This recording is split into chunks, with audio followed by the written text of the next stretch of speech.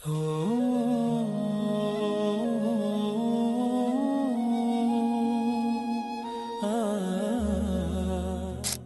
کامیابی کی زندگی جس میں چمک ہو دمک ہو.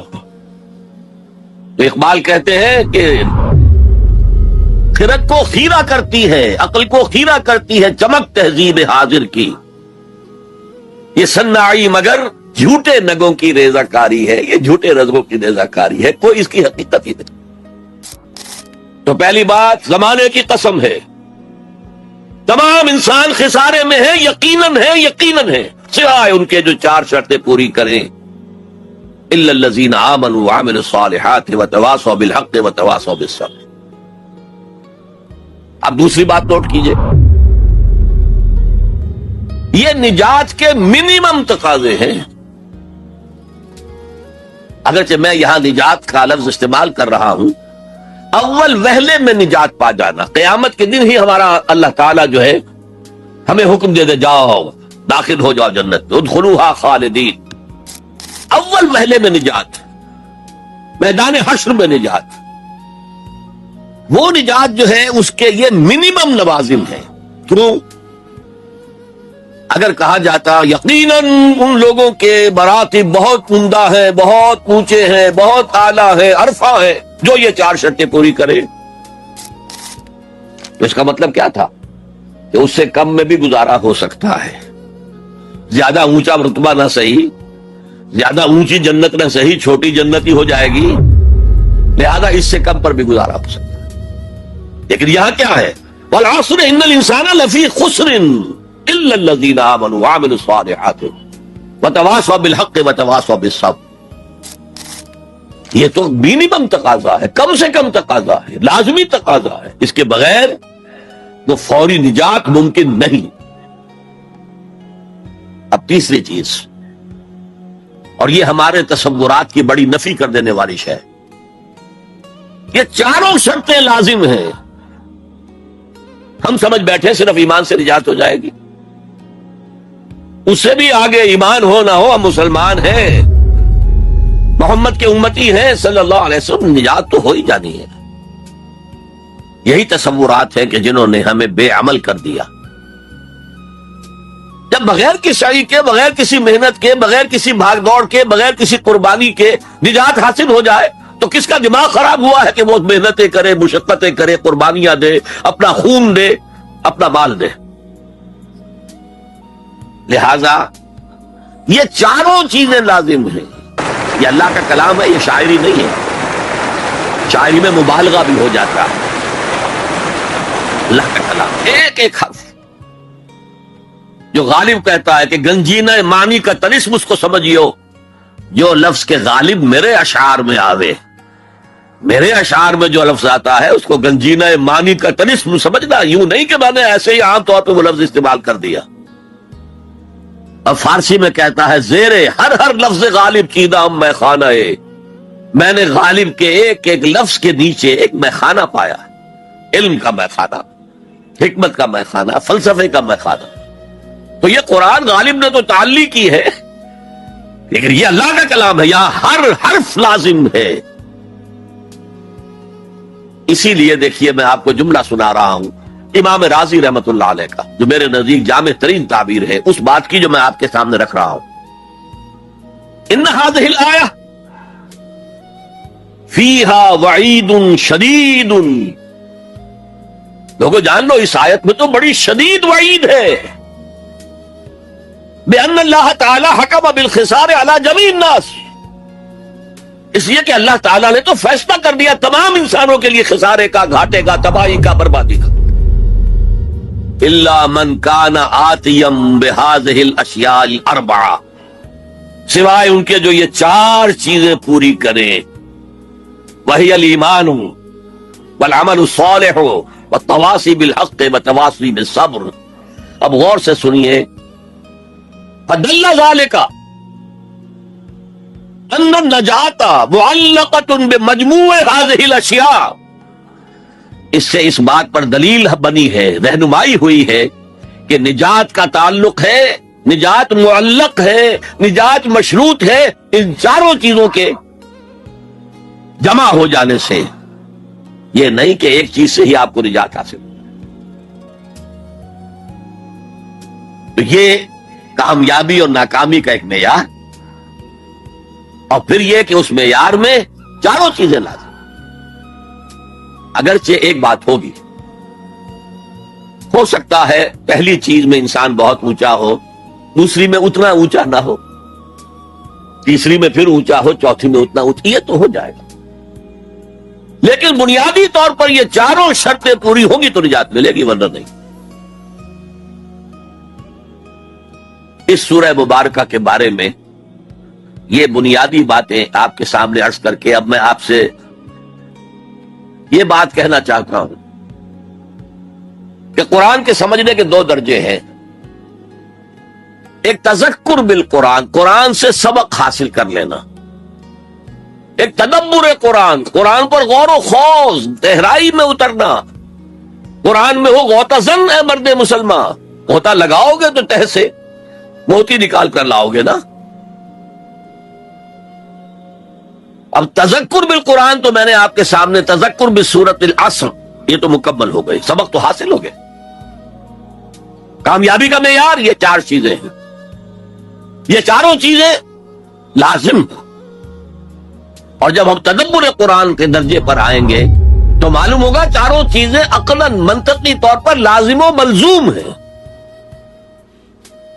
تو تذکر بالقرآن اتنی بات بھی جس نے سمجھ لی، جس بدو نے سمجھ لی، اس کی زندگی میں انقلاب آ گیا۔ وَالْعَصْرِ إِنَّ الْإِنسَانَ لَفِي خُسْرٍ إِلَّا الَّذِينَ آمَنُوا وَعَمِلُوا الصَّالِحَاتِ وَتَوَاصَوْا بِالْحَقِّ وَتَوَاصَوْا بِالصَّبْرِ۔ جو حاصل تھا، جس کو میں مثال دیا کرتا ہوں کہ اگر سمندر میں کوئی آئل ٹینکر جو ہے وہ لیک کر جائے، ٹوٹ جائے تو کیا ہوتا ہے؟ تیل سمندر کی سطح پر پھیل جاتا ہے، نیچے نہیں جاتا۔ اسی طرح قرآن کا تیل، قرآن کا مغز، قرآن کی ہدایت اس کی سطح پر موجود ہے۔ اسی لیے کہا گیا کہ تذکر بالقرآن نہایت آسان ہے، کیونکہ سطح پر موجود ہے، اس کے لیے گہری غوطہ زنی کی ضرورت نہیں ہے۔ وَلَقَدْ يَسَّرْنَا الْقُرْآنَ لِلذِّكْرِ فَهَلْ مِن مُدَّكِرٍ، یاد دہانی حاصل کرنے کے لیے ہم نے قرآن کو بہت آسان کر دیا۔ تو ہے کوئی نصیحت اخذ کرنے والا، ہے کوئی بنیادی ہدایت کا طالب؟ فَهَلْ مِن مُدَّكِرٍ۔ تذکر بالقرآن کے اعتبار سے قرآن دنیا کی آسان ترین کتاب ہے، تدبر قرآن کے اعتبار سے یہ دنیا کی مشکل ترین کتاب ہے۔ کسی انسان کے لیے اس کی تہ میں پہنچ جانا ممکن نہیں ہے، بس مستثنا اگر ایک ذات ہو سکتی ہے تو حضور صلی اللہ علیہ وسلم کی ذات مبارکہ۔ وہ تدبر قرآن پوری زندگیاں لوگ لگا کر یہ نہیں کہہ سکے کہ ہم نے پورا قرآن سمجھ لیا ہے۔ 30 جلدوں میں امام رازی تفسیر لکھ رہے ہیں، لیکن کتنے ہی مقامات پہ آخر میں کہتے واللہ اعلم، اللہ بہتر جانتا ہے، بس یہ میرا خیال یہ ہے، میں یقین سے نہیں کہہ سکتا۔ جیسے اقبال کا جو خطبات ہیں اقبال کے جو مدراس میں دیے گئے تھے، The reconstruction of religious thought in Islam، فلسفہ اسلام پر وہ آج کے دور میں علم الکلام کے اعتبار سے بنیادی کتاب ہے۔ لیکن اس کے دیباچے میں لکھتے ہیں میرا یہ دعویٰ نہیں ہے کہ جو کچھ میں نے کہا ہے وہی صحیح ہے، ہو سکتا ہے کہ وقت گزرنے کے ساتھ صحیح تر باتیں سامنے آئیں۔ ہمارا کام یہ ہے کہ طالب علمانہ انداز میں غور و فکر جاری رکھیں۔ تو تدبر قرآن کی کوئی حد نہیں، پوری زندگیاں لگا کر۔ خاص طور پر امام راضی کا ایک جملہ تو مجھے بھولتا نہیں ہے، سورہ حدید کی جو آیت ہے هو الاول والآخر والظاہر والباطن، وہاں ایسے معلوم ہوتا ہے جیسے کھڑے کانپ رہے ہیں، لرز رہے ہیں۔ هذه الآیت اعلم ان هذا المقام مقام غامض عمیق مہیب، جان لو کہ یہ مقام بہت گہرا ہے، بڑا پرہیبت ہے اور بہت غامض ہے، اس کے مضامین آسانی سے سمجھنے والے نہیں ہیں۔ بہرحال اس تدبر قرآن کے اعتبار سے اب میں گفتگو کروں گا۔ والعصر، زمانے کی قسم ہے، پہلی بات یہ نوٹ کیجئے کہ قسم جو قرآن مجید میں کھائی گئی ہے یا کھائی گئی ہیں قسمیں، ان سے مراد کیا ہوتا ہے؟ ہم اگر قسم کھاتے ہیں اپنی کسی بات پر، اللہ کی قسم ہے، تو گویا کہ اللہ کو گواہ کے طور پر پیش کرتے ہیں کہ اللہ جانتا ہے، اللہ گواہ ہے، جو میں کہہ رہا ہوں سچ ہے۔ لیکن ہم قسم کھائیں گے کسی بزرگ ہستی کی، بڑی شے کی، اللہ کی قسم۔ قرآن میں جو متکلم ہے اللہ، اس سے اوپر کون ہے؟ لہذا قرآن مجید کی قسموں میں صرف ایک شے ہے، شہادت، گواہی۔ چنانچہ ترجمہ کیا ہوگا؟ زمانہ گواہ ہے کہ تمام انسان کے سارے۔ نمبر 2 نوٹ کیجئے، عصر کے معنی کیا؟ زمانہ، صرف زمانہ نہیں، وہ زمانہ جو تیزی سے گزر رہا ہے۔ یہ 2 الفاظ استعمال ہوتے ہیں، ویسے تو عربی میں وقت کا لفظ بھی ہے، لیکن قرآن میں وہ لفظ آیا نہیں۔ 2 لفظ ہیں، عصر اور دہر، اور آپ کو معلوم ہے کہ دونوں کی یہ صورتیں ہیں، سورۃ الدہر بھی ہے، سورۃ العصر بھی ہے۔ ان دونوں میں فرق کیا ہے؟ فلسفے میں کہتے ہیں ایک سیریل ٹائم ہے، وہ وقت جو گزر رہا ہے، جس میں ماضی ہے، حال ہے، مستقبل ہے، یہ سیریل ٹائم۔ ایک وقت ایسا بھی نہیں تھا کہ انسان کوئی قابل ذکر شے نہیں تھا۔ کیا تھا؟ گندے پانی کی ایک بوند۔ تو یہاں عصر کی جو قسم کھائی گئی ہے، اس کے مختلف پہلو ہیں جو علماء نے بیان کیے۔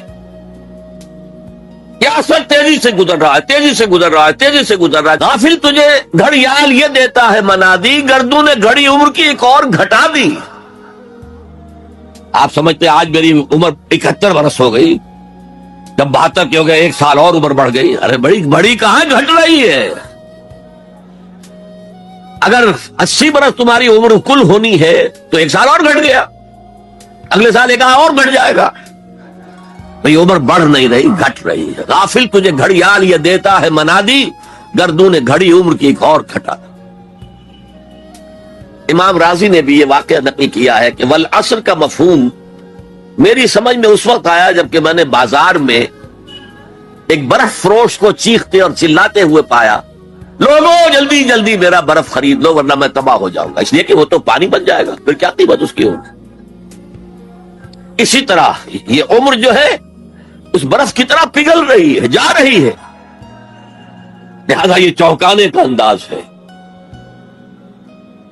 جیسے آپ کہتے ہیں زمانے کو تھام لو، زمانہ جو ہے اس کی قدر و قیمت کو پہچانو۔ والعصر، یہ تیزی سے گزر رہا ہے، یہ برف کی طرح پگھل رہا۔ اس کا ایک اور مفہوم بھی ہے جو شروع میں عرض کر چکا ہوں۔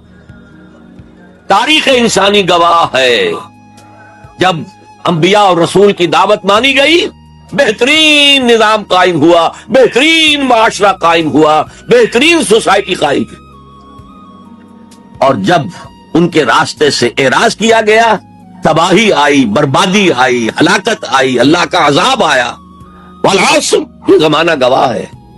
یاد کر لو قوم نوح کے انجام کو، یاد کر لو قوم ہود کے انجام کو، یاد کر لو قوم صالح کے انجام کو، یاد کر لو قوم لوط کے انجام کو، یاد کر لو قوم مدین کے انجام کو، یاد کر لو آل فرعون کے انجام کو۔ والعصر ان الانسان لفی خسر الا الذین آمنوا وعملوا الصالحات وتواصوا بالحق وتواصوا بالصبر۔ مجھے ایک انگریزی نظم کا بھی ایک سٹینزا یاد آ رہا ہے، ویسے بڑی پیاری نظم ہے، پوری کی پوری، سام آف لائف، زندگی کا ترانہ، ترانہ ہے زندگی۔ اس کا جو سٹینزا میں سنانا چاہتا ہوں، art is long and time is fleeting and our hearts though stout and brave still like muffled drums are beating funeral marches to the grave۔ کام تو بہت بڑا ہے، بہت لمبا پڑا ہوا ہے، اور یہ وقت بھاگ رہا ہے، دوڑ رہا ہے۔ اصل کہتے ہیں تیزی سے دوڑنے والا وقت، اعصار کہتے ہیں آندھی، جھکڑ، تیز ہوا، اعصار۔ عصر کا وقت وہ ہے جبکہ تیزی سے دن ختم ہو رہا ہے۔ Part is long and time is fleeting and our hearts though stout and brave۔ اگرچہ ہمارے دل ابھی بڑے مضبوط ہیں، بڑی بہادری ہے، still like muffled drums are beating funeral marches to the grave۔ یہ آپ کے سمجھ میں آئے گا جب کوئی جنرل بڑا فوجی افسر جو ہے وہ مرتا تھا، اس کا جنازہ جو ہے کیریئر پر رکھ کر اس کی قبر کی طرف لے کر جاتے تھے اور ڈرم بجایا جاتا تھا، لیکن ڈرم کے اوپر کپڑا چڑھا دیا جاتا تھا، وہ اس کی شارپ نہیں آتی تھی وائس، بلکہ دبی ہوئی، مفل ڈرمز۔ تو اگرچہ ہمارے دل بہت توانا ہے، فی الحال کوئی بیماری ابھی نہیں آئی ہے، لیکن ہم تو در حقیقت still like muffled drums are beating heart beat کا لفظ جس طرح کہ وہ ڈرم بجایا جا رہا ہے، بیٹنگ آف دی ڈرم، اسی طرح بیٹنگ آف دی ہارٹ، اس کے ساتھ ہم قدم بقدم اپنے گریو، اپنی قبر کی طرف جا رہے ہیں۔ یہ ہے والعصر، زمانے کی قسم ہے، زمانہ گواہ ہے، ان الانسان لفی خسر۔ میں عرض کر چکا ہوں یہ مرکزی آیت ہے، مرکزی مضمون ہے، اسے آپ کہہ سکتے ہیں انسان کا حزنیہ، ہیومن ٹریجڈی۔ آپ کو معلوم ہے وہ تو بدھ کیا بپتا پڑی تھی اس پر کہ شہزادہ تھا کپل وستو کا، محل میں رہتا تھا، جوان بیوی تھی، ایک بچہ بھی، بیٹا وہ بھی تھا، جوان بیوی کو اور بیٹے کو چھوڑ کر جنگلوں میں نکل گیا۔ کیوں؟ اس نے دیکھا دنیا میں دکھ بہت ہے۔ کہیں وہ دیکھا اس نے اندھا ایک آدمی ہے، وہ ٹھوکریں کھا رہا، گر رہا ہے۔ کہیں دیکھا کسی کا بچہ جو ہے عالم نزع میں ہے، کوئی کچھ نہیں کر سکتا، رو رہے پیٹ رہے۔ کہیں دیکھا جنازہ جا رہا، کندھے کے اوپر رکھ کر لے جا رہے۔ تو اس کے فکر کا مرکزی نقطہ کیا ہے؟ سروم دکھم، یہاں تو دکھ ہی دکھ ہے اور کچھ نہیں ہے۔ اس دکھ سے سیلویشن حاصل کرنے کے لیے وہ نکل گیا۔ اب کیا اسے ملا کیا نہیں ملا اسے چھوڑ دیجیے، لیکن ایک مثال تو ہے، محل کی زندگی چھوڑ کر، جوان بیوی کو چھوڑ کر، ایک چھوٹے بچے کو چھوڑ کر انسان نکلا ہے باہر۔ ان الانسان لفی خسر، دنیا کے اندر یہ تکالیف دیکھ کر اتنا متاثر ہو گیا، تو آخرت کی تکالیف وہ تو بہت بڑی ہے، بہت بڑی ہے، بہت بڑی ہے۔ قرآن مجید کے ہر صفحے کے اوپر جہنم کے کوئی نہ کوئی مناظر دکھا دیے گئے۔ کیا کھانے کو ملے گا؟ زقوم، جو پیٹ میں جائے گا تو کھولے گا جیسے کہ پانی کھول رہا ہو، اور پھر اس پر پیاس لگے گی تو حمیم ملے گا، گرم پانی، یا پیپ اور زخم کا دھون ملے گا۔ حضور کو شب معراج میں جو دکھائے گئے مناظر، عذاب کس کس طور سے انسانوں کو ہوگا۔ والعصر ان الانسان لفی خسر، اور میں عرض کر چکا ہوں خسرن ہے یہاں، الخسر نہیں ہے۔ الخسر ہوتا تو کوئی خاص خسارہ، خسرن یہ قاعدہ ہے عربی زبان میں، تنکیر نکرہ جو آتا ہے تفخیم کے لیے، بہت بڑا خسارہ، بہت بڑا گھاٹ۔ اب جو اس سے استثناء کی 4 شرائط ہیں ان کو سمجھیے۔ سب سے پہلے ایمان، اب یہاں تو ایک لفظ آیا ایمان، اللہ پر ایمان، رسولوں پر ایمان، آخری رسول اور آخری نبی پر ایمان، کتابوں پر ایمان اور آخری کتاب قرآن پر ایمان، بعث بعد الموت پر ایمان، حساب کتاب پر ایمان، جزا و سزا پر ایمان، جنت اور دوزخ پر ایمان۔ یہ ایمانیات ہے۔ میں نے عرض کیا تھا یہ ایک عنوان ہے، کتنی لمبی لمبی بحثیں قرآن مجید میں ان میں سے ہر ایک چیز کے بارے میں آئی ہیں مکی صورتوں کے، لیکن اس وقت جو بات میں آپ کو بتانا چاہتا ہوں، وقت کم ہے، اس ایمان کے 2 لیول سمجھ لیجئے، یا 2 قسمیں سمجھ لیجئے، یا 2 ایسپیکٹ سمجھ لیجئے۔ اور یہ مجھے امید ہے کہ بہت سے حضرات نے بچپن میں یاد کیا ہوگا، ایمان مجمل، آمنت باللہ کما ہوا باسمائہ و صفاتہ وقبلت جمیع احکامہ اقرار باللسان و تصدیق بالقلب۔ ایمان کے یہ 2 درجے ہیں، زبان سے اقرار، جو کہے، کسی مذہب کا ماننے والا ہو، ہندو ہو، سکھ ہو، پارسی ہو، عیسائی ہو، جو کہے اشہد ان لا الہ الا اللہ واشہد ان محمد رسول اللہ، ایسے ہے محسوس ہوتا ہے کہ ایک لائن کھچی ہوئی تھی، پہلے ادھر تھا فوراً ادھر آ گیا۔ یہ ہے اقرار باللسان، لیکن اس ایمان کا فائدہ صرف اس دنیا میں ہے، یعنی ہم ایک دوسرے کو مسلمان سمجھیں۔ اس کی حیثیت قانونی ایمان کی ہے۔ ظاہر بات ہے مسلمان باپ کی وراثت مسلمان بیٹے کو جا سکتی ہے، بیٹا مسلمان نہیں ہے تو وراثت نہیں پہنچے۔ ہو از اے Muslim and who is not a مسلم، یہ لیگل کوسچن۔ مسلمان ریاستوں کے اندر دستور میں ہوگا کہ یہاں ہیڈ آف دی اسٹیٹ مسلمان ہوگا، تو کتنا بڑا لیگل کوسچن ہے کہ کون ہے واقعی مسلمان کون نہیں ہے، تو بہت اہم ہے۔ لیکن اس کا سارا معاملہ اس دنیا تک ہے کہ ہم ایک دوسرے کو مسلمان سمجھیں۔ میں اپنی بیٹی نکاح میں دے سکتا ہوں کسی مسلمان کو۔ اصل ایمان کیا ہے؟ تصدیق بالقلب، جب دل میں اتر جائے، دل میں کھپ جائے، وہ ہے اصل ایمان۔ ہم دنیا میں اس کو زیر بحث لا نہیں سکتے، ہمارے پاس کوئی آلہ نہیں ہے دل میں اتار کر دیکھ لیں ایمان ہے کہ نہیں ہے، کوئی نہیں۔ الیکٹروکارڈیوگرام کر لیجئے، یہ تو پتہ چل جائے گا کہ اس میٹنگ کے اندر کچھ جو ہے ریگولیرٹی ہے۔ اینجیو پلاسٹی کر لیجئے، معلوم ہو جائے گا کہ اتنی وینز بلاکس ہیں۔ بس دل میں ایمان ہے یا نہیں، اس کا کوئی ذریعہ ہمارے پاس نہیں۔ لہذا دنیا میں ہم ایمان پر بحث ہی نہیں کر سکتے۔ ہم کسی کے بارے میں یہ نہیں کہہ سکتے یہ صاحب ایمان ہے اور یہ نہیں ہے۔ ہاں مسلمان ہے تو مسلمان کے جو حقوق ہیں وہ اسے ملیں گے۔ وہ فاسق بھی ہو تو مسلمان ہے، فاجر بھی ہو تو مسلمان ہے، متقی ہو تب بھی مسلمان ہے، نیک ہو عبادت گزار ہو تب بھی مسلمان ہے۔ اور لیگلی اور کانسٹیٹیوشنلی ان میں کوئی فرق نہیں ہے۔ المسلم کفو لکل مسلم، امام ابو حنیفہ رحمۃ اللہ علیہ کا قول بہت اہم ہے۔ اتنی اہمیت تو اس کی ہے کہ ذرا سی ایک خطا ہو گئی تھی حضرت اسامہ ابن زید سے۔ حضور کو بہت محبت تھی اسامہ سے، اپنے پوتے کی طرح سمجھتے تھے، اس لیے کہ زید کو تو اپنا بیٹا بنایا ہوا تھا، زید ابن حارثہ کو۔ وہ تو بعد میں جب آیت اتری کہ یہ کوئی منہ بولا بیٹا اسلام میں کوئی شے نہیں ہے، ورنہ پہلے انہیں کہتے تھے زید ابن محمد، اس کے بعد دوبارہ وہ زید ابن حارثہ رہ گئے۔ لیکن محبت کتنی تھی زید سے، اور اس اعتبار سے گویا کہ حضرت اسامہ ابن زید وہ تو حضور کے پوتوں کے مانند تھے۔ ان سے غلطی ہو گئی، ایک جنگ میں ایک کافر کے ساتھ مقابلہ ہوا دو بدو۔ اس کافر نے جب سمجھا کہ میری تو بس ہو گئی، اب میں مزید مقابلہ نہیں کر سکتا، میری جان اس کے ہاتھ میں ہے، اسامہ کے ہاتھ میں ہے، انہوں نے پڑھ دیا کلمہ اشہد ان لا الہ الا اللہ واشہد ان محمد رسول اللہ۔ انہوں نے یہی سمجھا جو ہم ہوتے تو سمجھتے کہ جان بچانے کا ہیلا کر رہا ہے، لہذا گردن اڑا دی۔ کچھ دل میں اپنے خدشہ سا رہا یہ صحیح کام کیا میں نے یا نہیں، یا ہو سکتا ہے حضور کو کسی اور ذریعے سے اطلاع پہنچی۔ طلب فرمایا اسامہ یہ تم نے کیا کیا؟ حضور اس نے جان بچانے کے لیے کلمہ پڑھا تھا، آپ نے نہیں کہا کہ تم غلط کہہ رہے۔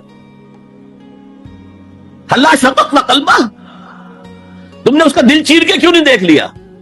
یعنی نہ تم دل چیر کے دیکھ سکتے ہو، کیا تمہیں معلوم ہے، کیسے کہہ سکتے ہو یقین سے کہ اس نے جان بچانے کو کلمہ پڑھا؟ اور ہے اسامہ کیا کرو گے قیامت کے دن جبکہ یہ کلمہ تمہارے خلاف استغاثہ لے کر آئے گا، لے کر آئے گا، لے کر آئے گا۔